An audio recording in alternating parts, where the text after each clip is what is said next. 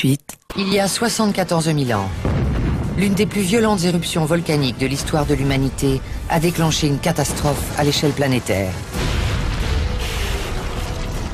20 000 km² de forêts luxuriantes ont été détruits.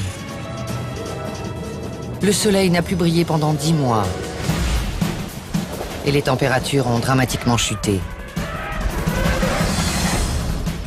Au cours de ce sombre hiver volcanique, nos ancêtres, les premiers Homo sapiens, ont bien failli disparaître à jamais. Voici comment l'espèce humaine a frôlé l'extinction.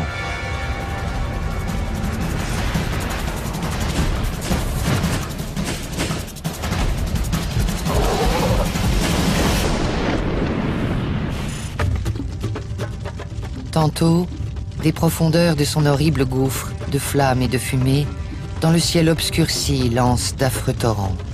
Virgile, 1er siècle avant Jésus-Christ. La Terre, il y a 74 000 ans, à l'époque du Pléistocène.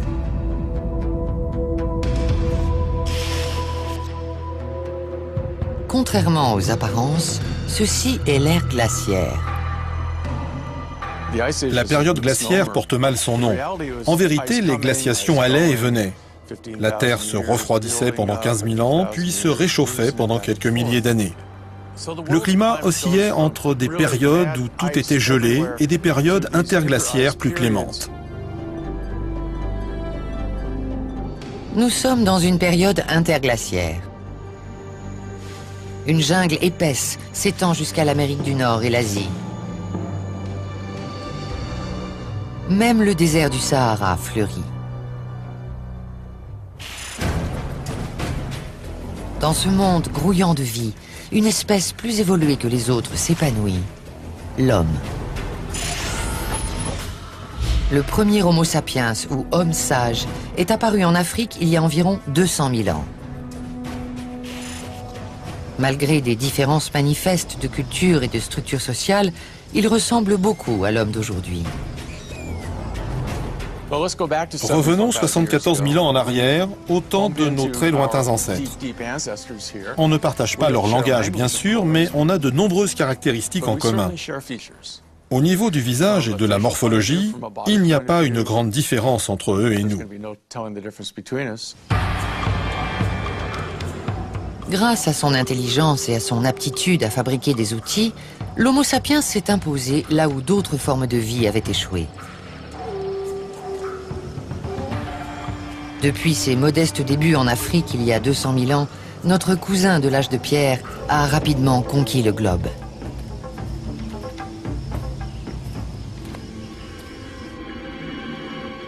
Ces individus l'ignorent encore, mais dans 7 jours, l'espèce humaine deviendra une espèce en danger.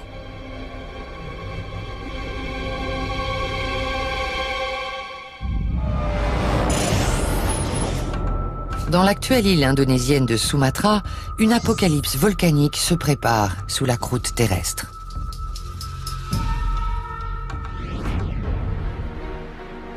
Il y a 74 000 ans, Sumatra était un paradis de plages immaculées et de jungles luxuriantes. Mais sous cette île d'apparence sereine, l'ennemi attend son heure, le supervolcan de Toba.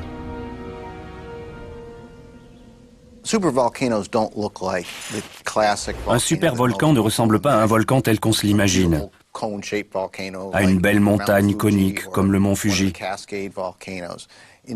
C'est en fait une gigantesque dépression. Ce supervolcan se présente sous la forme d'une caldeira de 100 km de long et 30 km de large, un cratère laissé par une précédente éruption volcanique 200 000 ans auparavant. Les pluies ont partiellement rempli le cratère, formant un petit lac. La chambre magmatique qui constitue la plaque indo-australienne appuie de façon régulière sur la plaque philippine depuis plusieurs milliers d'années. La roche fond sous la chaleur et la pression intense.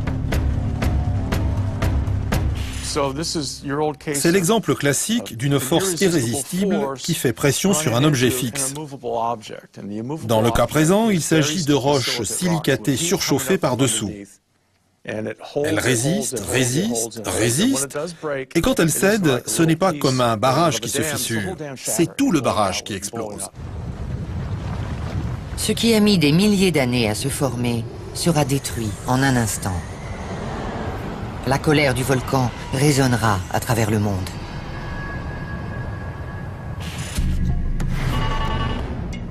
Trois jours avant l'éruption, la vie suit paisiblement son cours.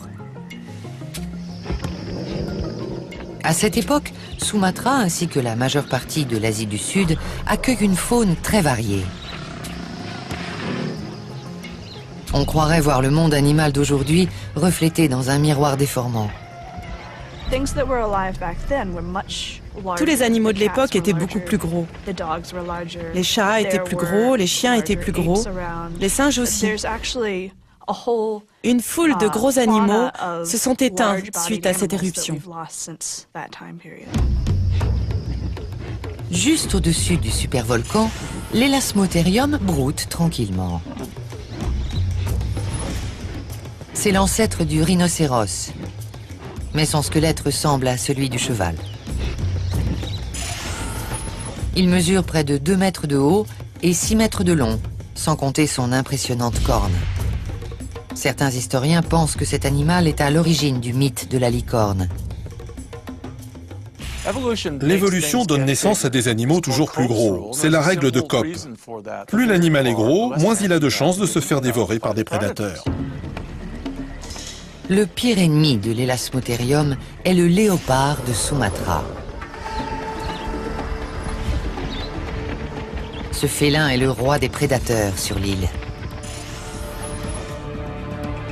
Svelte et puissant, il est aussi grand qu'un lion, mais possède la vitesse et l'agilité d'un guépard.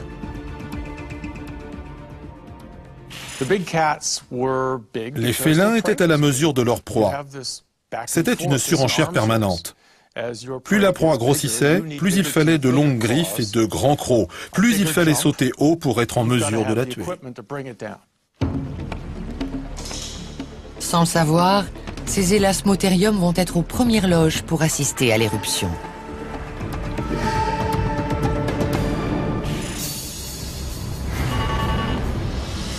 Le compte à rebours est lancé. Depuis des semaines, les animaux entendent la terre gronder par intermittence. Le magma se déplace sous leurs pieds.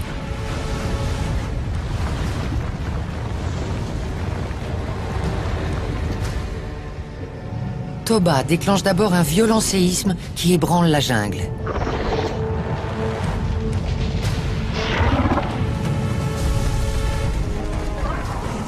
Les arbres s'écroulent.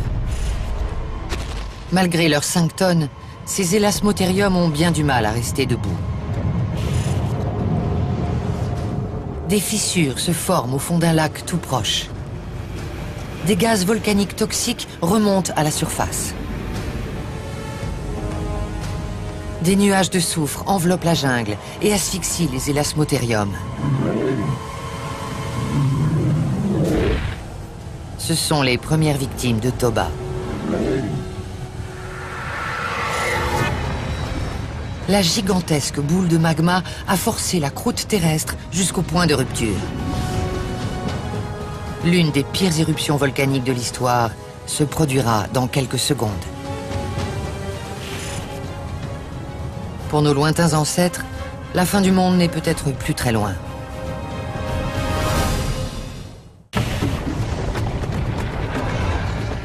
Le monde entier ne pensait qu'à une chose, la mort. Lord Byron, 1816.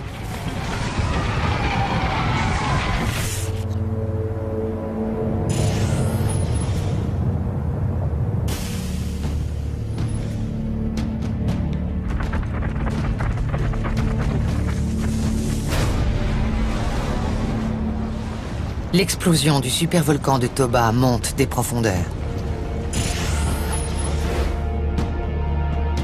Le sol se craquelle.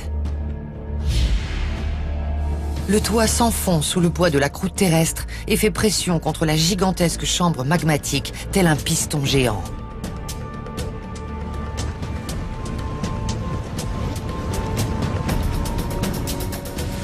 L'explosion de la boule de magma vaporise l'eau contenue dans le sol.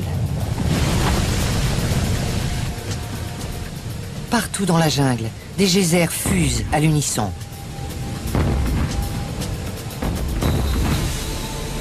Puis le sifflement de vapeur laisse place au hurlement de la roche qui se déchire.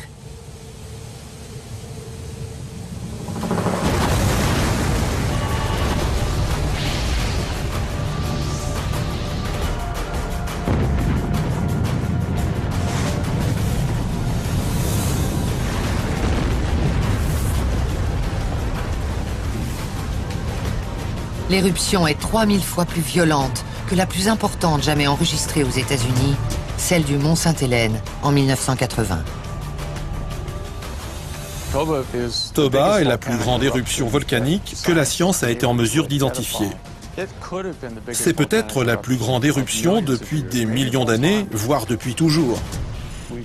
On sait en tout cas qu'elle dépasse de loin toutes les autres depuis des centaines de milliers d'années. En un éclair, les animaux sont brûlés par milliers. Puis c'est le néant. L'éruption expulse de la roche en fusion des cendres et des gaz nocifs.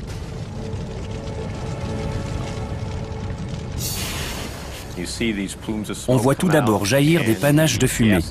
Puis les gaz et les cendres se répandent aux abords directs du volcan. Et soudain, la pression est trop importante et tout explose. Tandis que la chambre magmatique s'effondre de l'intérieur, les frontières du volcan s'étirent et cèdent. C'est par ces petites failles que le magma s'infiltre. Les plus chanceux sont tués instantanément.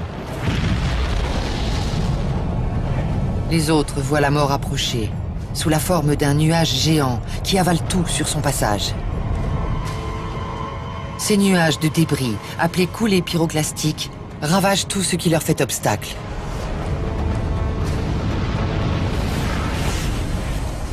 Mélange de gaz magmatique, de lave, de cendres et de débris, les coulées pyroclastiques rasent la jungle. Il fait si chaud que le mélange se transforme en une sorte de liquide qui consume tout ce qui se trouve sur sa trajectoire.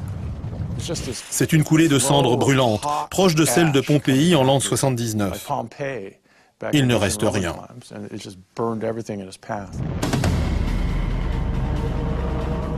Ces coulées brûlantes, qui peuvent atteindre 800 degrés, avancent à plus de 100 km/h.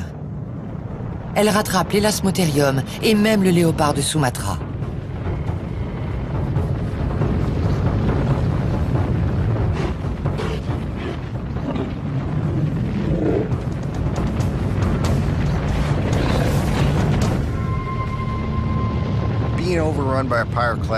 Cette coulée pyroclastique a dû être un événement chaotique et dévastateur, qui a presque instantanément balayé toute trace de vie. Elle était puissante et dégageait une chaleur exceptionnelle. Les hommes pris au piège meurent dans des souffrances atroces.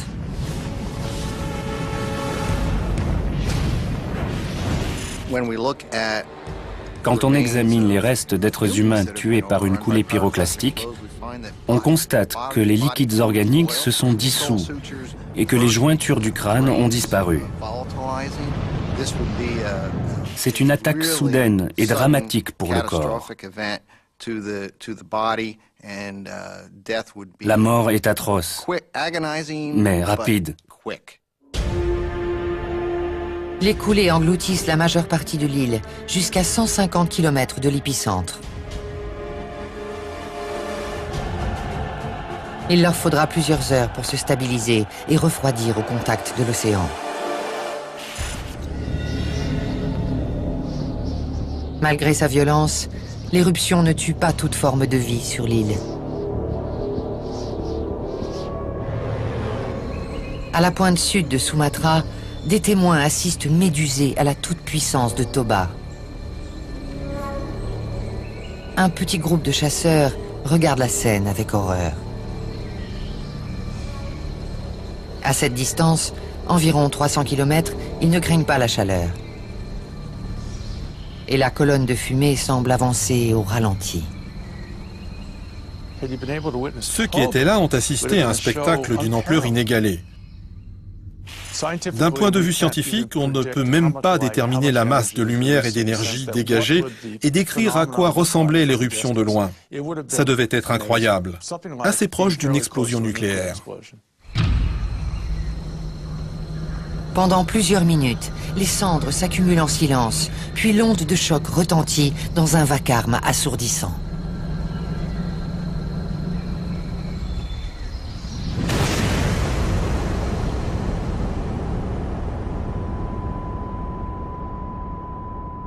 En présumant qu'ils aient survécu, le bruit a dû leur exploser les tympans. Les chasseurs se tordent de douleur. Le supervolcan vient de prendre le pouvoir à Sumatra.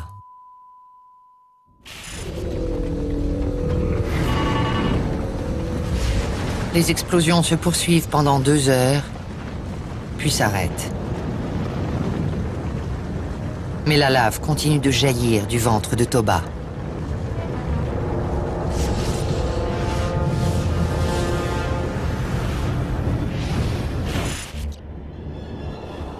Cette île, qui était jadis un havre de paix pour les lasmothériums et le léopard de Sumatra, n'est plus qu'un puits béant, masqué par une gigantesque colonne de cendres.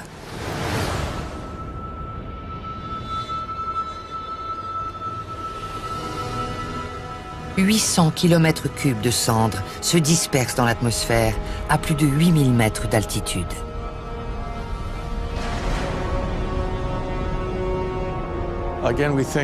On pense encore une fois au mont Sainte-Hélène, qui a craché suffisamment de cendres pour recouvrir la majeure partie de l'État de Washington jusqu'à l'est.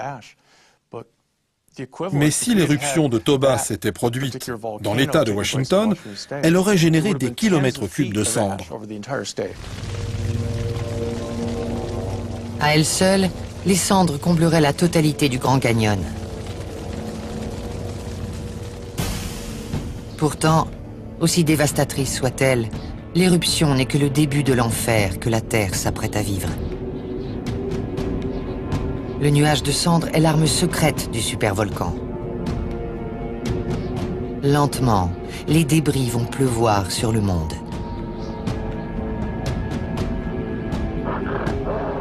Et bientôt, toutes les créatures de la planète en pâtiront.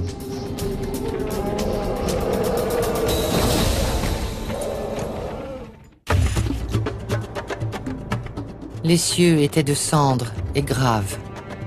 Les feuilles étaient crispées et mornes. Edgar Allan Poe, 1847.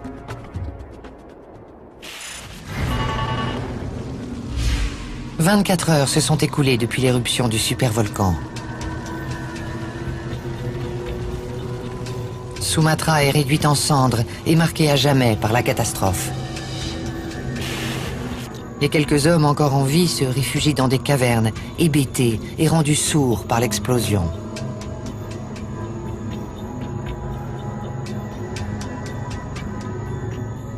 Mais une nouvelle vague de destruction est déjà en marche. Les cendres pénètrent en masse dans l'atmosphère. Les animaux qui se trouvaient en Inde et en Asie du Sud-Est devaient avoir beaucoup de mal à respirer, à cause des cendres dont l'air était chargé.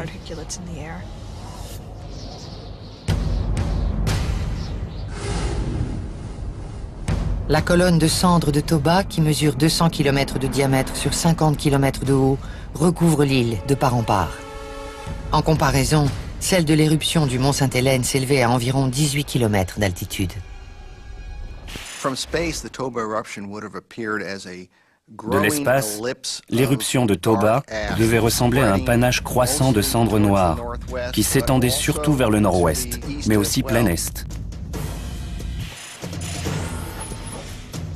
Elle a pu être vue de Java, à 650 km de là. De Birmanie, à 1300 km. Et de Malaisie, à plus de 1600 km. D'après les scientifiques, l'éruption se serait produite en été, en pleine mousson. Les tempêtes qui se forment au-dessus de l'océan Indien aspirent les cendres et les transportent vers le nord-est, vers les terres asiatiques.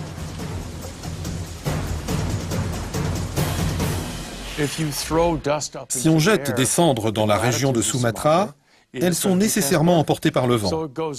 Le grand panache qui a suivi l'explosion est monté très haut dans la stratosphère, et le volume de poussière déplacée est tout simplement inimaginable. 2 jours après l'éruption, une pluie de cendres s'abat sur un paysage jadis luxuriant dans l'actuel Vietnam. C'est sur ces terres que vit le plus grand singe que le monde ait jamais connu, le Gigantopithèque.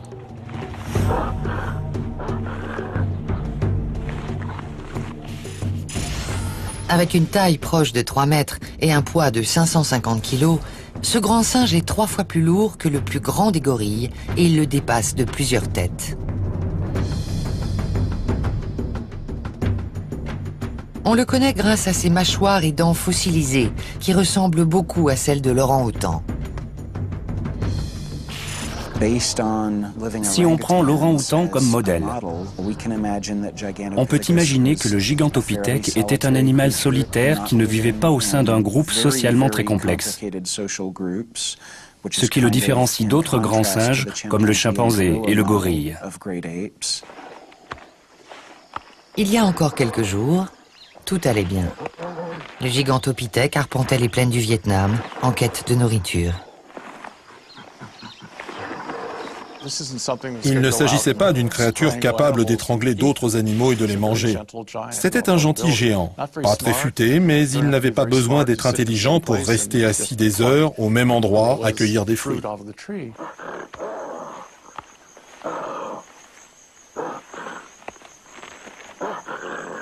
Le Gigantopithèque est le plus grand singe que le monde ait connu.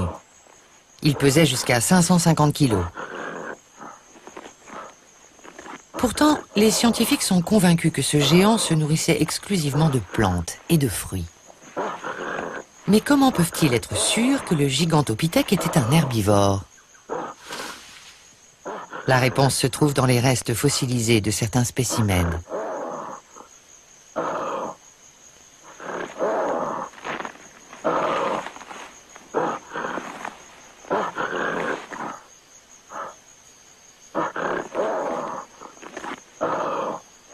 Grâce au progrès des méthodes d'analyse, de nouveaux mystères seront bientôt élucidés. Dans le cas du Gigantopithèque, nous avons réussi à isoler des phytolithes de plantes sur leurs dents. Cela nous permet d'affirmer avec certitude qu'il était herbivore. Mais il avait une alimentation variée. Il mangeait des fruits et toutes sortes d'herbes. Avec l'éruption, le monde délicat du Gigantopithèque a été anéanti. Les bambous et les fruits dont il se nourrissait ont disparu. Il a faim.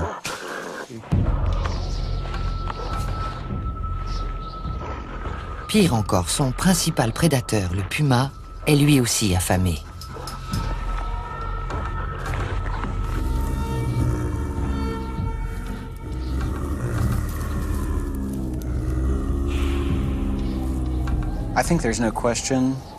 Nous sommes sûrs que le Gigantopithèque, du moins à une époque, était chassé par de très grands félins. Comme tous les grands singes, les mâles avaient de longues canines, qui s'avéraient très utiles pour repousser ou du moins dissuader les prédateurs.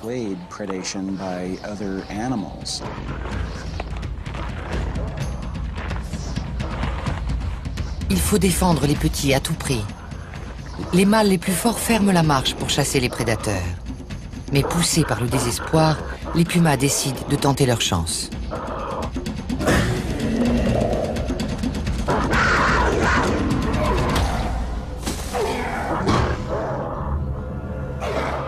Heureusement, le Gigantopithèque a encore suffisamment de force pour défendre sa famille. Mais aucun animal, quelle que soit sa taille, ne peut se défendre contre Toba.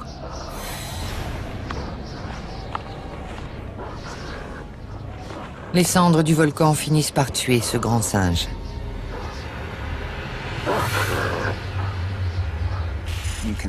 On peut mourir asphyxié par des cendres volcaniques. Il y a un site dans le Nebraska qui remonte au Miocène où un grand nombre de chevaux, de rhinocéros et d'animaux préhistoriques ont été ensevelis sous une couche de cendres identique.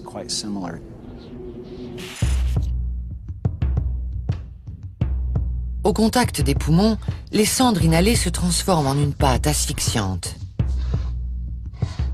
Les grands animaux comme le gigantopithèque y sont particulièrement sensibles.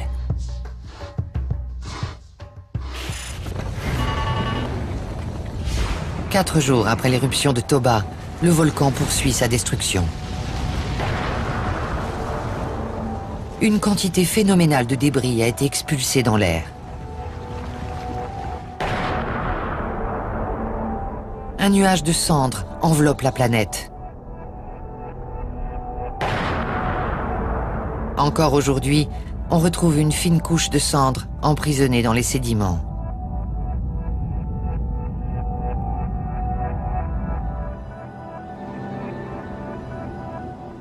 Au pôle Nord, des scientifiques ont percé des noyaux de glace qui contiennent les cendres de Toba, témoignage du pouvoir destructeur du volcan.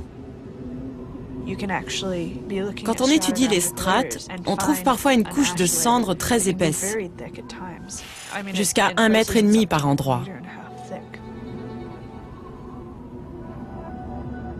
L'hémisphère sud est plongé dans une nuit permanente. Les rayons du soleil ne percent plus les nuages. Les cendres du volcan étouffent peu à peu la végétation.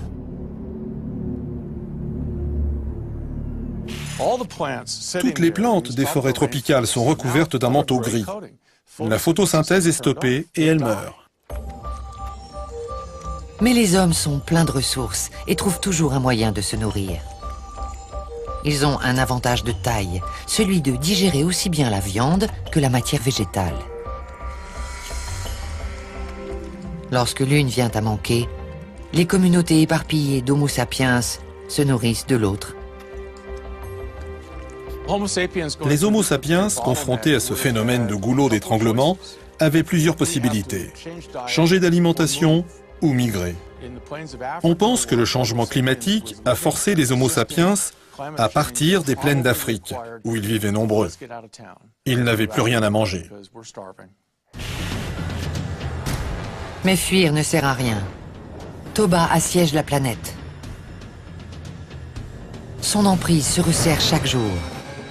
La vie animale est menacée d'extinction. Le supervolcan de Toba change peu à peu le cours de la vie sur Terre.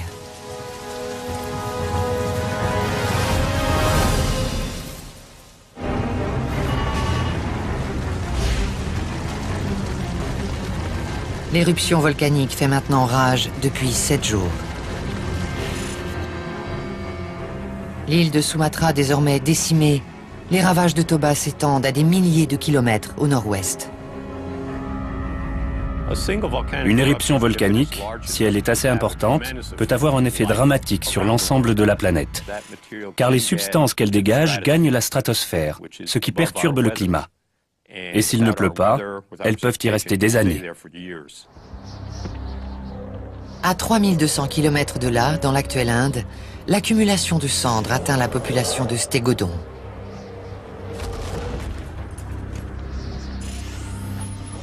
Le stégodon ressemble à un très gros éléphant. Il mesure 4 mètres au garrot pour 8 mètres de long et il est doté de très longues défenses.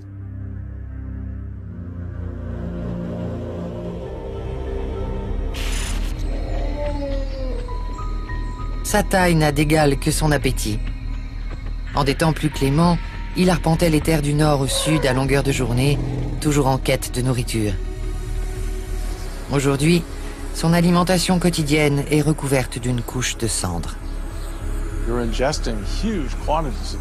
Les stégodons ont été contraints d'ingérer d'énormes quantités de cendres pour se nourrir.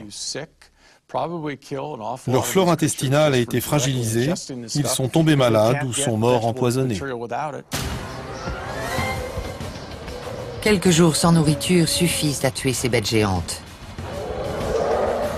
Et les carnivores opportunistes sont les premiers à profiter de leur faiblesse.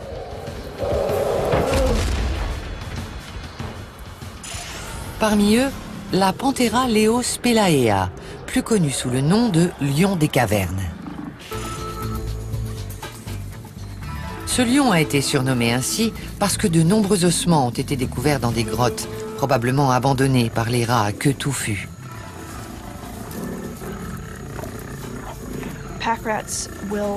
Les rats à queue touffue ramassaient tout et n'importe quoi, y compris les os, et ils les traînaient jusque dans leurs grottes. On a découvert énormément d'ossements accumulés dans des grottes à cause de ces rats. On ignore si le lion des cavernes vivait véritablement dans des grottes, mais c'était l'un des plus grands prédateurs de l'âge de pierre.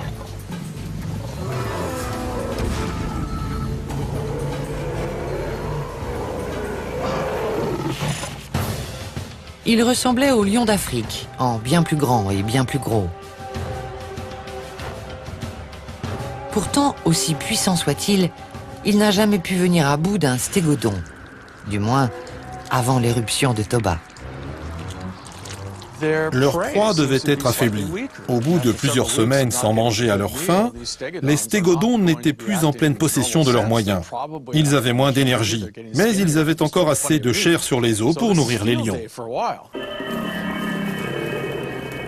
Pour le lion des cavernes, ce monde meurtri est une terre d'abondance. Mais la mousson dépose plus de cendres en Inde que n'importe où dans le monde. En seulement quelques jours, l'habitat du lion des cavernes est recouvert d'un épais tapis de résidus volcaniques. Certaines régions du pays sont ensevelies sous 3 mètres d'épaisseur.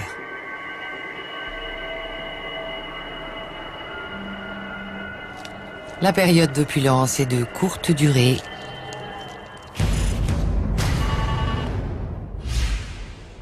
Deux semaines après l'éruption volcanique. Les averses saisonnières s'ajoutent au déluge qui s'abat en Asie du Sud-Est. L'eau est polluée par de nombreux éléments toxiques présents dans l'air.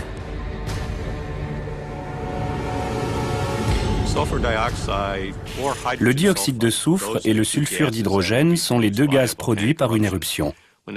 En pénétrant dans l'atmosphère, ils se transforment en pluie acide au contact de la vapeur. La pluie caustique empoisonne les eaux sur Terre. L'eau douce devient imbuvable.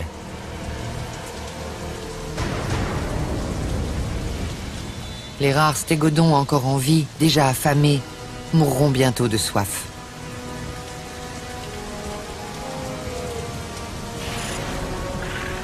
C'est aussi le sort qui attend les lions des cavernes. Les prédateurs déshydratés cherchent refuge en altitude. Mais rien ne les protégera de ces intempéries. Presque tous les animaux de la région sont condamnés à mourir.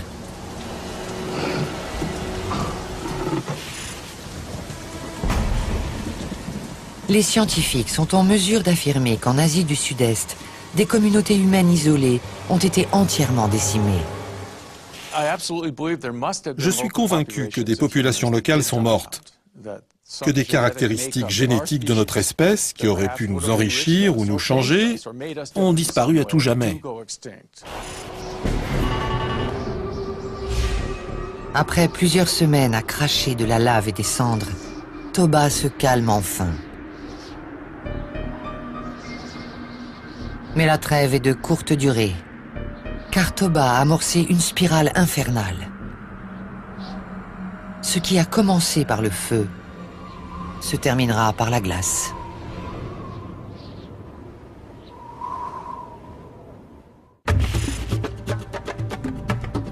On souffre moins de recevoir la mort que de l'attendre. Ovide, 1er siècle avant Jésus-Christ.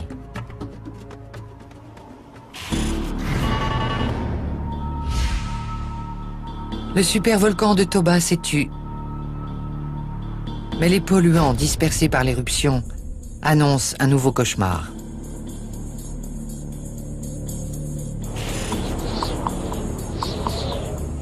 Le climat change.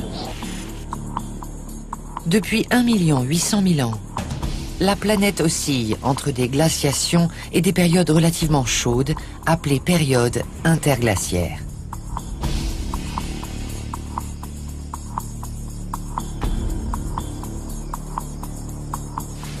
Lors de l'éruption de Toba, la Terre traversait l'une de ces périodes. D'après certains scientifiques, le cataclysme aurait entraîné une nouvelle ère glaciaire. C'est l'une des conséquences directes des éruptions volcaniques. Lorsque le volcan se calme et que l'air refroidit, le climat réagit à ce phénomène en refroidissant la planète de façon globale. Cette modification du climat est provoquée par le soufre qui s'est échappé lors de l'éruption.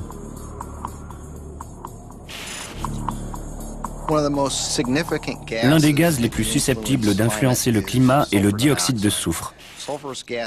S'il gagne la stratosphère, il peut y rester pendant de longues périodes. Et par là, j'entends plusieurs années. Lorsque le dioxyde de soufre pénètre dans la stratosphère, il se transforme en particules de sulfate qui renvoient l'énergie solaire dans l'espace. Privée de ce rayonnement vital, la Terre connaît un gigantesque refroidissement, un effet boomerang aux conséquences dramatiques. Lors de son réveil en 1815, le volcan Tambora en Indonésie a entraîné un phénomène appelé l'année sans été. Les récoltes ont été détruites et la famine s'est installée. D'après certains scientifiques, une éruption 50 fois plus importante que celle du Tambora a probablement eu des conséquences similaires à l'échelle mondiale. L'éruption a dû plonger la Terre dans un hiver qui a duré plusieurs années. Les plantes et les animaux se sont fait plus rares. Les hommes avaient moins de gibier et ont fini par mourir de faim. 5 années se sont écoulées. Le soleil ne parvient toujours pas à percer à travers le nuage épais et ne réchauffe plus la surface de la Terre. Les températures chutent de plusieurs degrés. Les conséquences sont dramatiques pour nos ancêtres. Ils n'ont jamais connu de température aussi basse.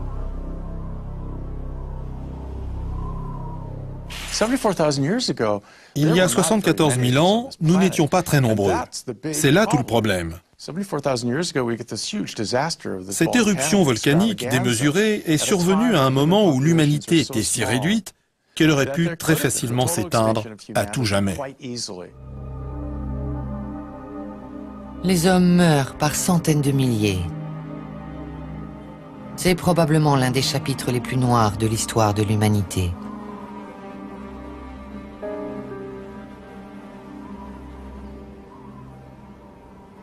Grâce à une série d'analyses ADN, les scientifiques pensent que la population a été réduite à quelques 20 000 individus.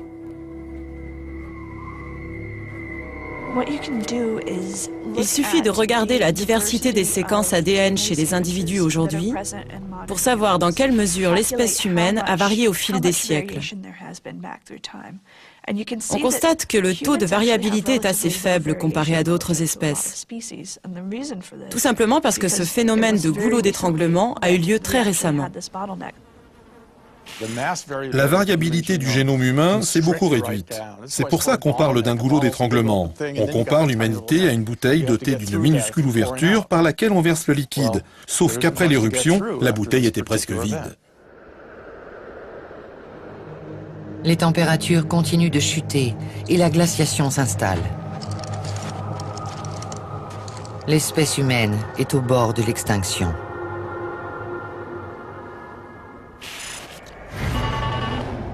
10 ans après l'éruption de Toba, les cendres et les polluants se dissipent enfin.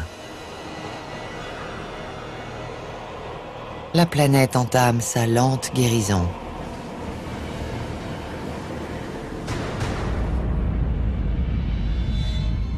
Précipitée par l'hiver volcanique, la neige et la glace s'accumulent au pôle. Pendant plusieurs milliers d'années, de gigantesques glaciers se forment et rampent lentement vers l'équateur. Après la colère du volcan, notre Terre doit à présent affronter une nouvelle ère glaciaire. Le plus étrange pour moi, c'est que les hommes aient peur, voyant que la mort est une fin nécessaire qui doit venir quand elle doit venir.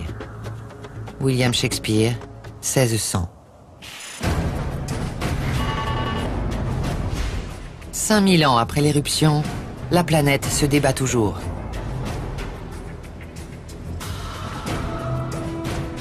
Les glaciers recouvrent la majeure partie du globe. En Amérique du Nord, le bord de la calotte glaciaire du Wisconsin couvre en grande partie l'actuelle ville de Chicago. Sous cette chape rampante, les grands lacs se forment, creusés dans le substrat rocheux. La glaciation a donné naissance à de nouvelles espèces, comme le mammouth. Il est protégé du froid par une fourrure dense et une épaisse couche de graisse. Le mammouth se sert de ses longues défenses pour creuser dans la glace et la neige et déterrer les maigres herbes qui tapissent la toundra. Pour cette créature qui a besoin de 200 kilos d'aliments par jour pour survivre, la quête de nourriture est sans fin. Un animal aussi gros qui ne mange que de l'herbe doit se nourrir presque en permanence quand il est actif. La compétition est féroce, pour la nourriture comme pour les femelles. Seuls les mâles les plus forts transmettront leurs gènes à la nouvelle génération.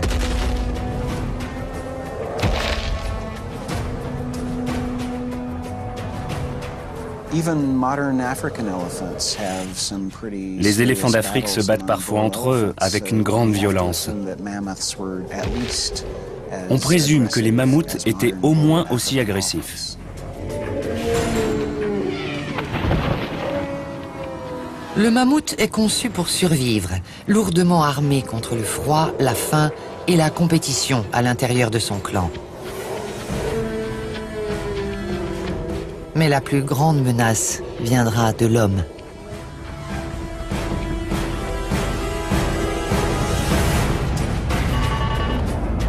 « 60 000 ans ont passé depuis la catastrophe. L'éruption du volcan a conduit l'homme au bord de l'extinction, mais son intelligence et son ingéniosité l'ont sauvé d'une mort certaine.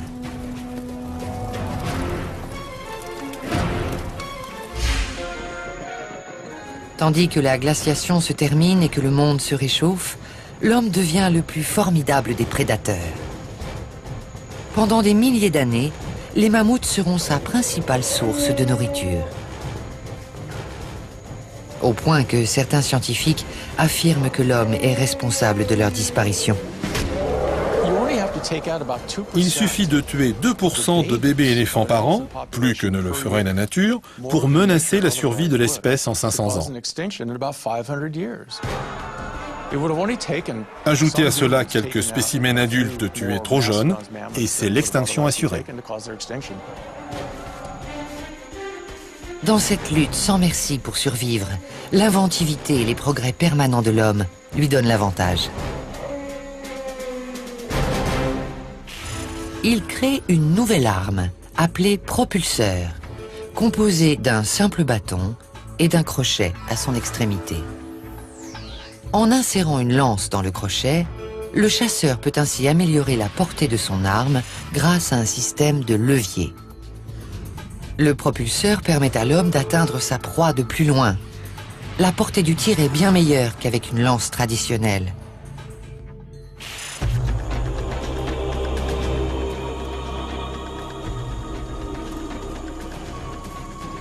Plus la vie devient difficile, et plus l'homme invente de nouveaux moyens de subsister.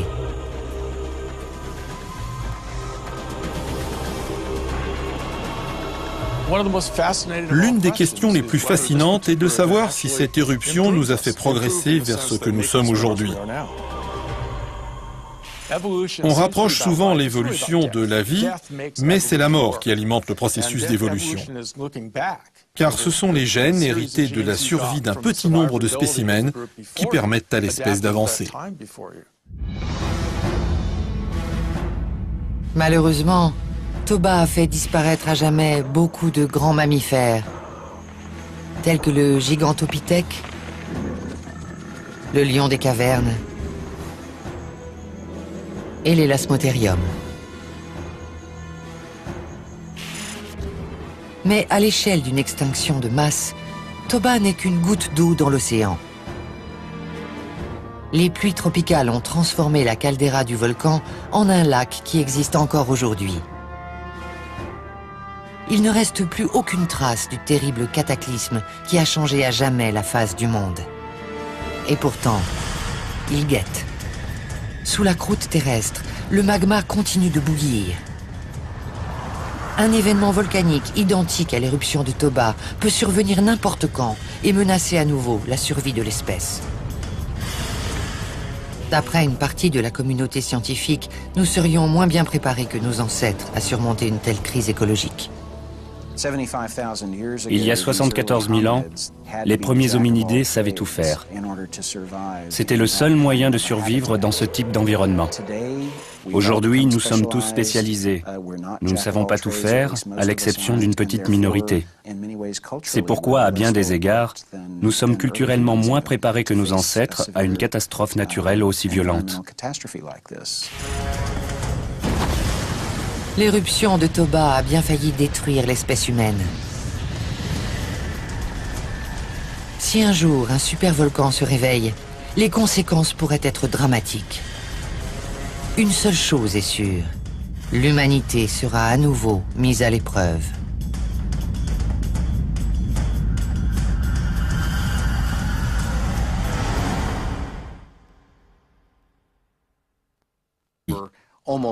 Elle était puissante et dégageait une chaleur exceptionnelle.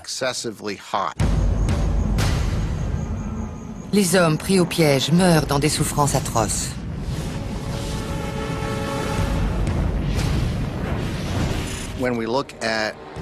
Quand on examine les restes d'êtres humains tués par une coulée pyroclastique, on constate que les liquides organiques se sont dissous et que les jointures du crâne ont disparu.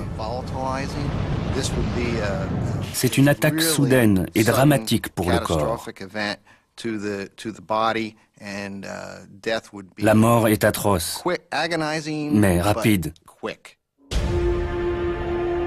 Les coulées engloutissent la majeure partie de l'île, jusqu'à 150 km de l'épicentre. Il leur faudra plusieurs heures pour se stabiliser et refroidir au contact de l'océan. Malgré sa violence, l'éruption ne tue pas toute forme de vie sur l'île. À la pointe sud de Sumatra, des témoins assistent médusés à la toute-puissance de Toba. Un petit groupe de chasseurs regarde la scène avec horreur. À cette distance, environ 300 km, ils ne craignent pas la chaleur. Et la colonne de fumée semble avancer au ralenti. Ceux qui étaient là ont assisté à un spectacle d'une ampleur inégalée. D'un point de vue scientifique, on ne peut même pas déterminer la masse de lumière et d'énergie dégagée et décrire à quoi ressemblait l'éruption de loin. Ça devait être incroyable, assez proche d'une explosion nucléaire. Pendant plusieurs minutes, les cendres s'accumulent en silence, puis l'onde de choc retentit dans un vacarme assourdissant.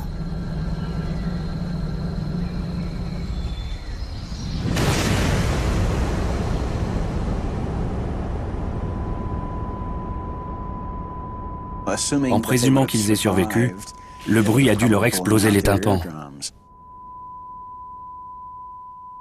Les chasseurs se tordent de douleur. Le supervolcan vient de prendre le pouvoir à Sumatra.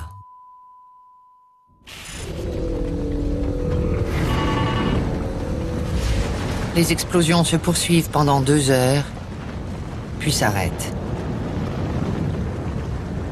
Mais la lave continue de jaillir du ventre de Toba.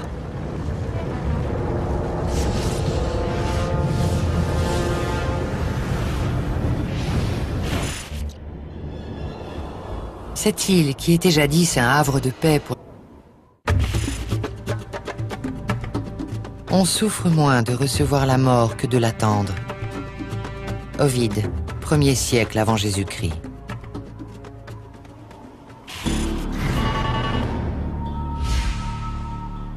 Le supervolcan de Toba s'étue. Mais les polluants dispersés par l'éruption annoncent un nouveau cauchemar.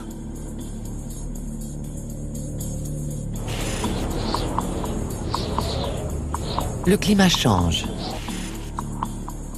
Depuis 1 800 000 ans, la planète oscille entre des glaciations et des périodes relativement chaudes, appelées périodes interglaciaires.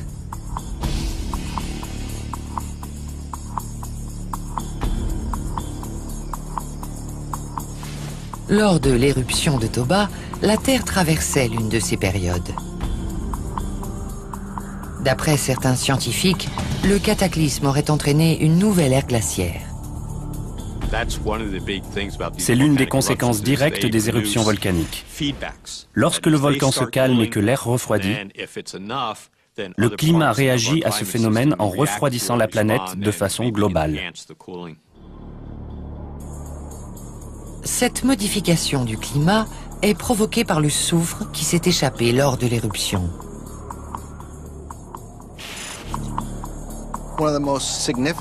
L'un des gaz les plus susceptibles d'influencer le climat est le dioxyde de soufre. S'il gagne la stratosphère, il peut y rester pendant de longues périodes.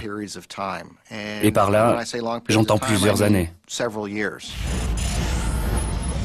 Lorsque le dioxyde de soufre pénètre dans la stratosphère, il se transforme en particules de sulfate qui renvoient l'énergie solaire dans l'espace. Privée de ce rayonnement vital, la Terre connaît un gigantesque refroidissement, un effet boomerang aux conséquences dramatiques. Lors de son réveil en 1815, le volcan Tambora en Indonésie a entraîné un phénomène appelé l'année sans été. Les récoltes ont été détruites et la famine s'est installée. D'après certains scientifiques, une éruption 50 fois plus importante que celle du Tambora a probablement eu des conséquences similaires à l'échelle mondiale.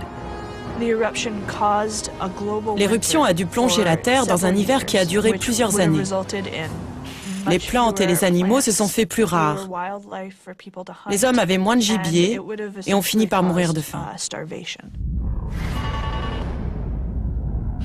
5 années se sont écoulées. Le soleil ne parvient toujours pas à percer à travers. Le supervolcan de Toba change peu à peu le cours de la vie sur Terre.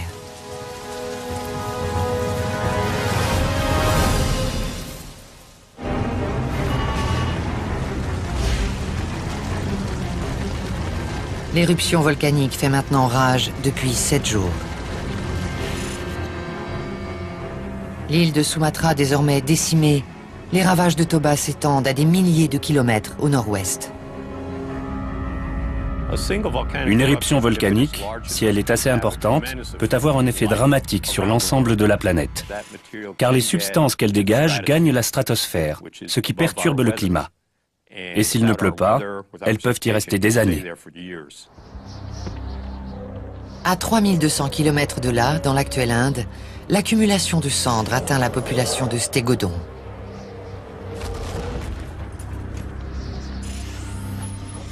Le stégodon ressemble à un très gros éléphant. Il mesure 4 mètres au garrot pour 8 mètres de long et il est doté de très longues défenses.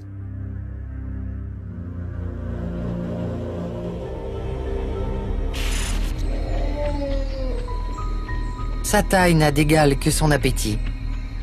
En des temps plus cléments, il arpentait les terres du nord au sud à longueur de journée, toujours en quête de nourriture. Aujourd'hui, son alimentation quotidienne est recouverte d'une couche de cendres.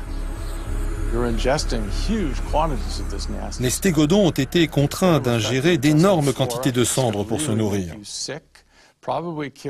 Leur flore intestinale a été fragilisée, ils sont tombés malades ou sont morts empoisonnés. Quelques jours sans nourriture suffisent à tuer ces bêtes géantes. Et les carnivores opportunistes sont les premiers à profiter de leur faiblesse.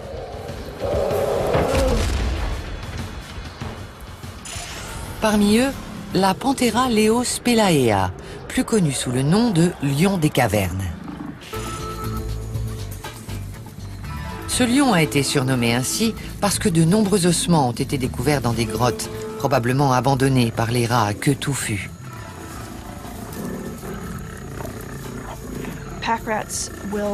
Les rats à queue touffue ramassaient tout et n'importe quoi, y compris les os, et ils les traînaient jusque dans leurs grottes. On a découvert énormément d'ossements accumulés dans des grottes à cause de ces rats. On ignore si le lion des cavernes vivait véritablement dans des grottes, mais c'était l'un des plus grands prédateurs de l'âge de pierre.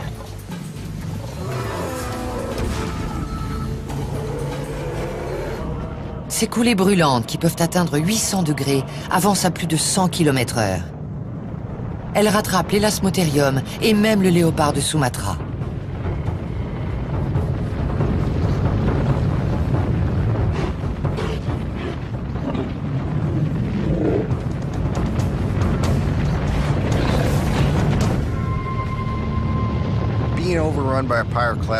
Cette coulée pyroclastique a dû être un événement chaotique et dévastateur, qui a presque instantanément balayé toute trace de vie. Elle était puissante et dégageait une chaleur exceptionnelle. Les hommes pris au piège meurent dans des souffrances atroces.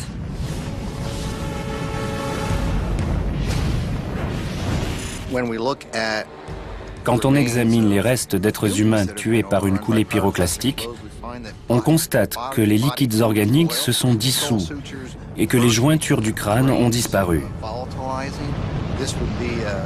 C'est une attaque soudaine et dramatique pour le corps. La mort est atroce, mais rapide. Les coulées engloutissent la majeure partie de l'île, jusqu'à 150 km de l'épicentre. Il leur faudra plusieurs heures pour se stabiliser et refroidir au contact de l'océan. Malgré sa violence, l'éruption ne tue pas toute forme de vie sur l'île. À la pointe sud de Sumatra, des témoins assistent médusés à la toute-puissance de Toba. Un petit groupe de chasseurs regarde la scène avec horreur.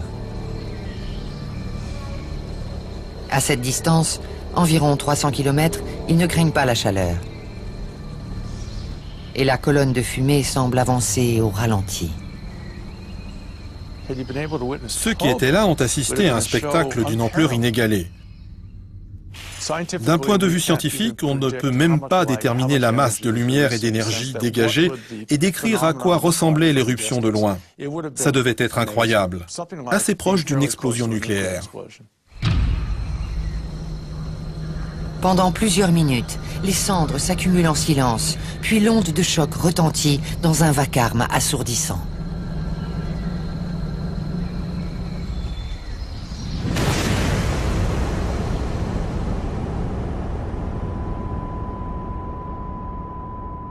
En présumant qu'ils aient survécu, le bruit a dû leur exploser les tympans.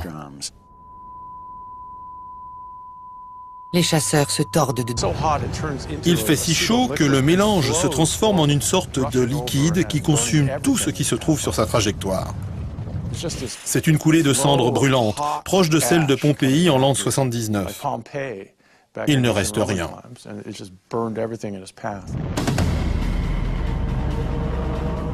Ces coulées brûlantes, qui peuvent atteindre 800 degrés, avancent à plus de 100 km/h. Elles rattrapent l'élasmotérium et même le léopard de Sumatra.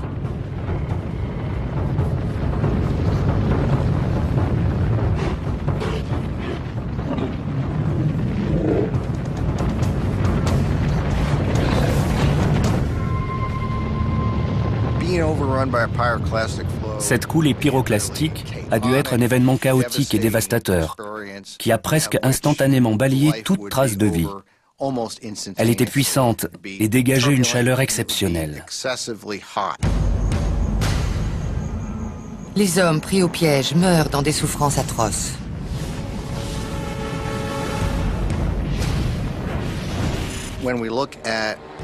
Quand on examine les restes d'êtres humains tués par une coulée pyroclastique, on constate que les liquides organiques se sont dissous et que les jointures du crâne ont disparu. C'est une attaque soudaine et dramatique pour le corps. La mort est atroce, mais rapide.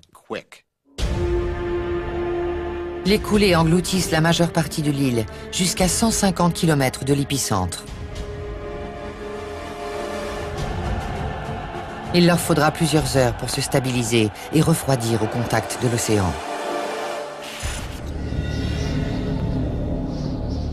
Malgré sa violence, l'éruption ne tue pas toute forme de vie sur l'île.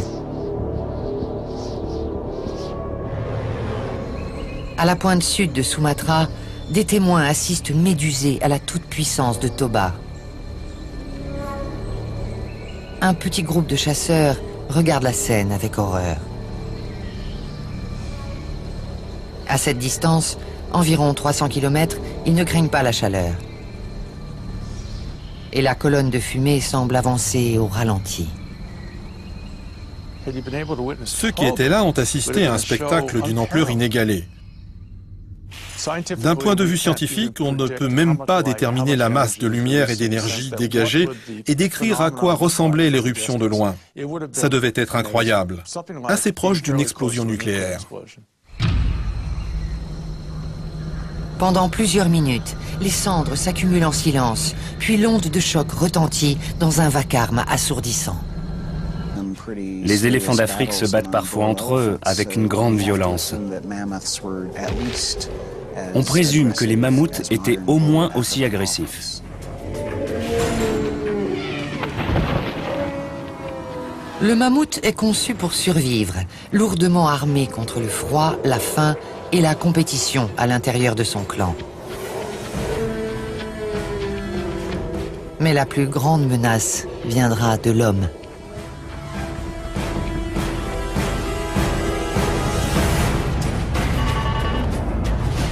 « 60 000 ans ont passé depuis la catastrophe. L'éruption du volcan a conduit l'homme au bord de l'extinction, mais son intelligence et son ingéniosité l'ont sauvé d'une mort certaine.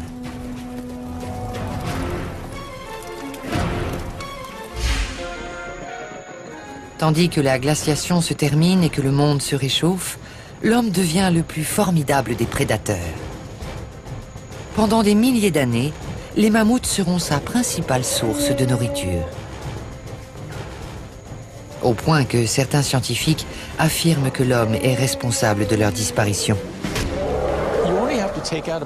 Il suffit de tuer 2% de bébés éléphants par an, plus que ne le ferait la nature, pour menacer la survie de l'espèce en 500 ans. Ajoutez à cela quelques spécimens adultes tués trop jeunes, et c'est l'extinction assurée. Dans cette lutte sans merci pour survivre, l'inventivité et les progrès permanents de l'homme lui donnent l'avantage. Il crée une nouvelle arme, appelée propulseur, composée d'un simple bâton et d'un crochet à son extrémité. En insérant une lance dans le crochet, le chasseur peut ainsi améliorer la portée de son arme grâce à un système de levier. Le propulseur permet à l'homme d'atteindre sa proie de plus loin. La portée du tir est bien meilleure qu'avec une lance traditionnelle.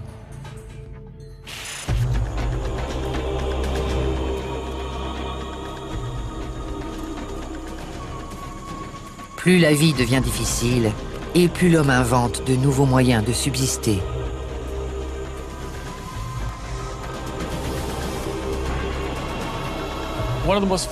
L'une des questions les plus fascinantes est de savoir si cette éruption nous a fait progresser vers ce que nous sommes aujourd'hui. On rapproche souvent l'évolution de la vie, mais c'est la mort qui alimente le processus d'évolution. Car ce sont les gènes hérités de la survie d'un petit nombre de spécimens qui permettent à l'espèce d'avancer. Et de destruction est déjà en marche.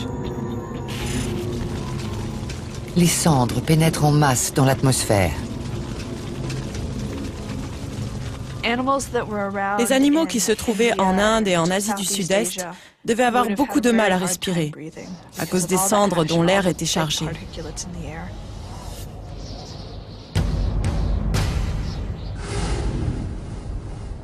La colonne de cendres de Toba, qui mesure 200 km de diamètre sur 50 km de haut, recouvre l'île de part en part. En comparaison, celle de l'éruption du mont Sainte-Hélène s'élevait à environ 18 km d'altitude. De l'espace, l'éruption de Toba devait ressembler à un panache croissant de cendres noires qui s'étendait surtout vers le nord-ouest, mais aussi plein est. Elle a pu être vue de Java, à 650 km de là, de Birmanie, à 1300 km, et de Malaisie, à plus de 1600 km. D'après les scientifiques, l'éruption se serait produite en été, en pleine mousson. Les tempêtes qui se forment au-dessus de l'océan Indien aspirent les cendres et les transportent vers le nord-est, vers les terres asiatiques.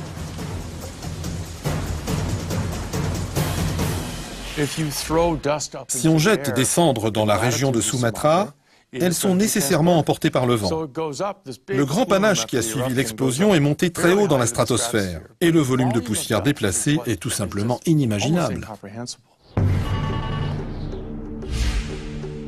2 jours après l'éruption, une pluie de cendres s'abat sur un paysage jadis luxuriant dans l'actuel Vietnam.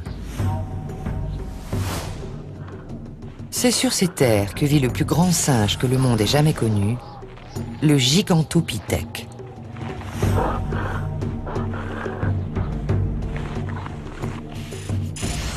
Avec une taille proche de 3 mètres et un poids de 550 kg, ce grand singe est 3 fois plus lourd que le plus grand des gorilles et il le dépasse de plusieurs têtes. On le connaît grâce à ses mâchoires et dents fossilisées qui ressemblent beaucoup à celles de l'orang-outan. Si on prend l'orang-outan comme modèle, on peut imaginer que le Gigantopithèque était un animal solitaire qui ne vivait pas au sein d'un groupe socialement très complexe, ce qui le différencie d'autres grands singes comme le chimpanzé et le gorille. Il y a encore quelques jours, tout allait bien. Elle aurait généré des kilomètres cubes de cendres. À elles seules, les cendres combleraient la totalité du Grand Canyon. Pourtant, aussi dévastatrice soit-elle, l'éruption n'est que le début de l'enfer que la Terre s'apprête à vivre. Le nuage de cendres est l'arme secrète du supervolcan. Lentement, les débris vont pleuvoir sur le monde.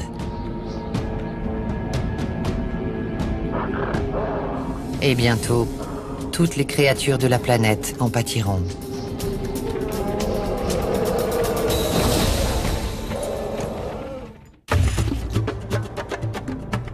Les cieux étaient de cendres et graves.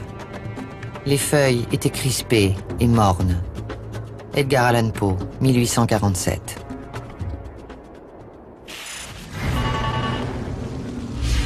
« 24 heures se sont écoulées depuis l'éruption du supervolcan.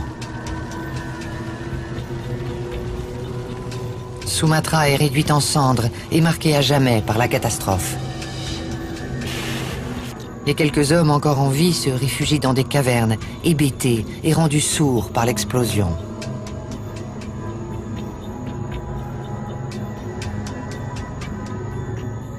Mais une nouvelle vague de destruction est déjà en marche. Les cendres pénètrent en masse dans l'atmosphère. Les animaux qui se trouvaient en Inde et en Asie du Sud-Est devaient avoir beaucoup de mal à respirer à cause des cendres dont l'air était chargé.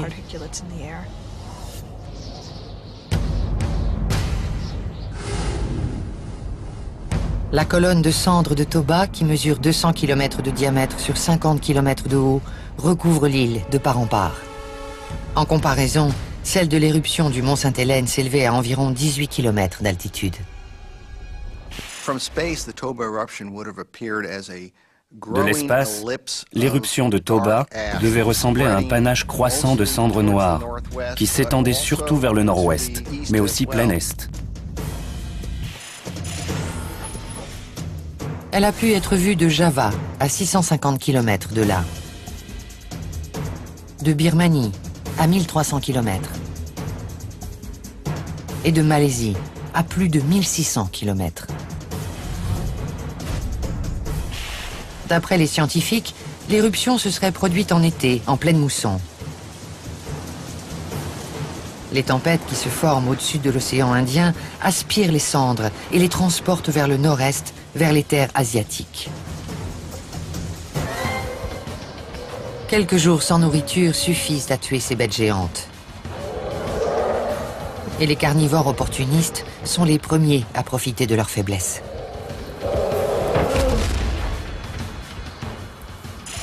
Parmi eux, la Panthera leo spelaea, plus connue sous le nom de lion des cavernes. Ce lion a été surnommé ainsi parce que de nombreux ossements ont été découverts dans des grottes, probablement abandonnées par les rats à queue touffue.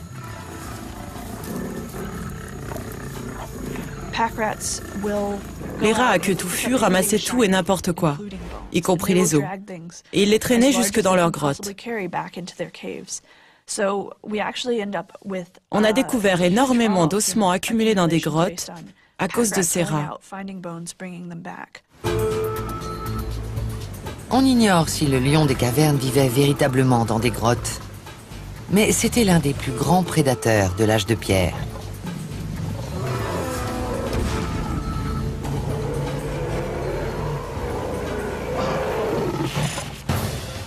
Il ressemblait au lion d'Afrique, en bien plus grand et bien plus gros.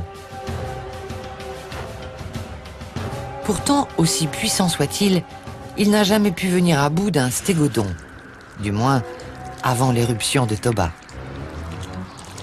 Leur proie devait être affaiblie. Au bout de plusieurs semaines sans manger à leur faim, les stégodons n'étaient plus en pleine possession de leurs moyens. Ils avaient moins d'énergie, mais ils avaient encore assez de chair sur les os pour nourrir les lions. Pour le lion des cavernes, ce monde meurtri est une terre d'abondance.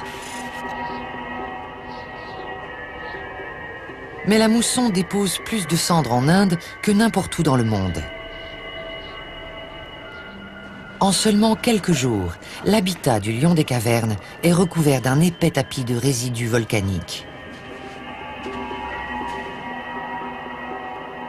Certaines régions du pays sont ensevelies sous 3 mètres d'épaisseur.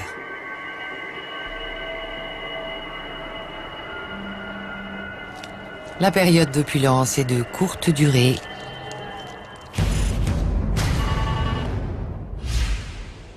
Deux semaines après l'éruption volcanique. Des averses saisonnières s'ajoutent au déluge qui s'abat en Asie du Sud-Est.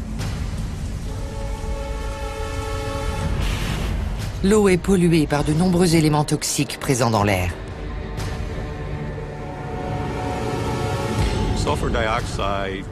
Le dioxyde de soufre et le sulfure d'hydrogène sont les deux gaz produits par une éruption.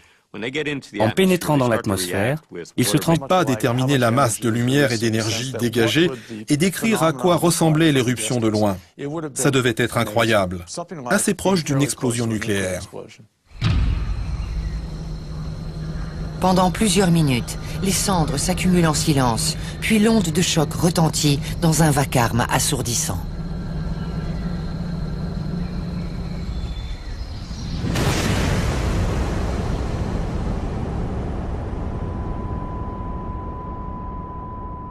En présumant qu'ils aient survécu, le bruit a dû leur exploser les tympans. Les chasseurs se tordent de douleur.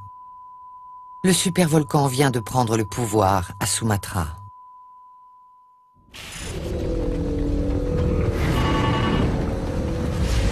Les explosions se poursuivent pendant 2 heures, puis s'arrêtent. Mais la lave continue de jaillir du ventre de Toba.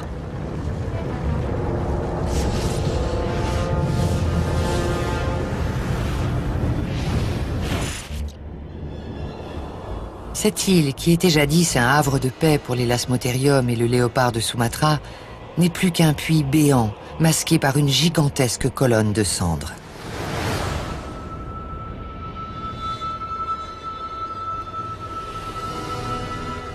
« 800 km3 de cendres se dispersent dans l'atmosphère à plus de 8000 mètres d'altitude.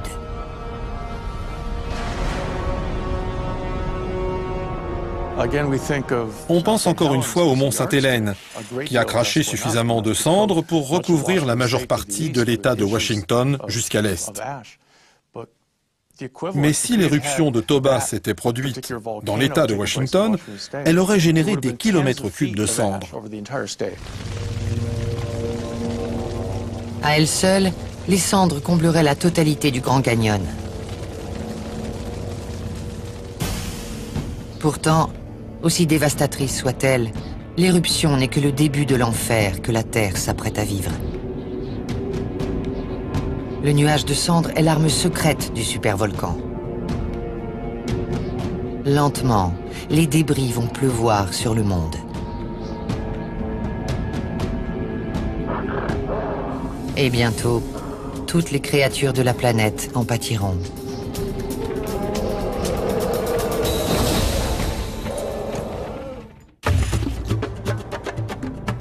Les cieux étaient de cendres et graves. Les feuilles étaient crispées et mornes. Edgar Allan Poe, 1847.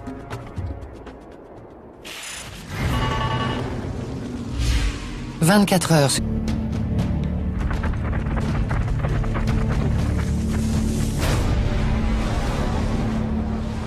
L'explosion du supervolcan de Toba monte des profondeurs. Le sol se craquelle. Le toit s'enfonce sous le poids de la croûte terrestre et fait pression contre la gigantesque chambre magmatique, tel un piston géant.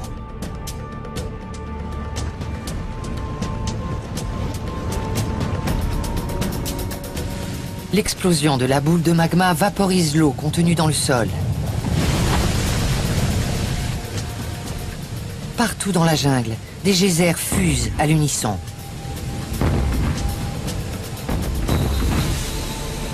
Puis le sifflement de vapeur laisse place au hurlement de la roche qui se déchire.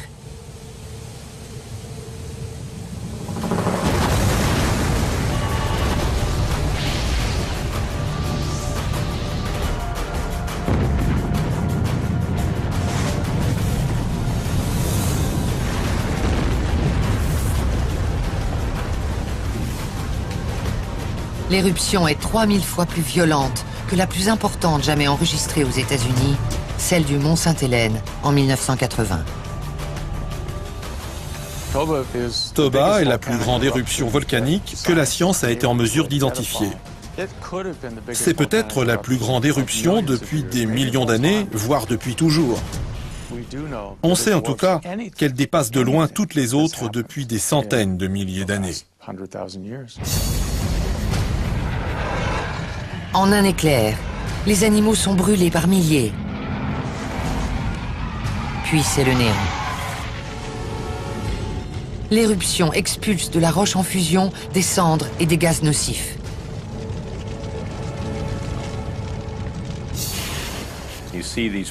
On voit tout d'abord jaillir des panaches de fumée, puis les gaz et les cendres se répandent aux abords directs du volcan. Et soudain, la pression est trop importante et tout explose. Tandis que la chambre magmatique s'effondre de l'intérieur, les frontières du volcan s'étirent et cèdent. C'est par ces petites failles que le magma s'infiltre.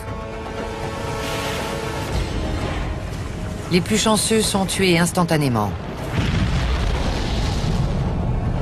Les autres voient la mort approcher, sous la forme d'un nuage géant qui avale tout sur son passage. Ces nuages de débris, appelés coulées pyroclastiques, ravagent tout ce qui leur fait obstacle.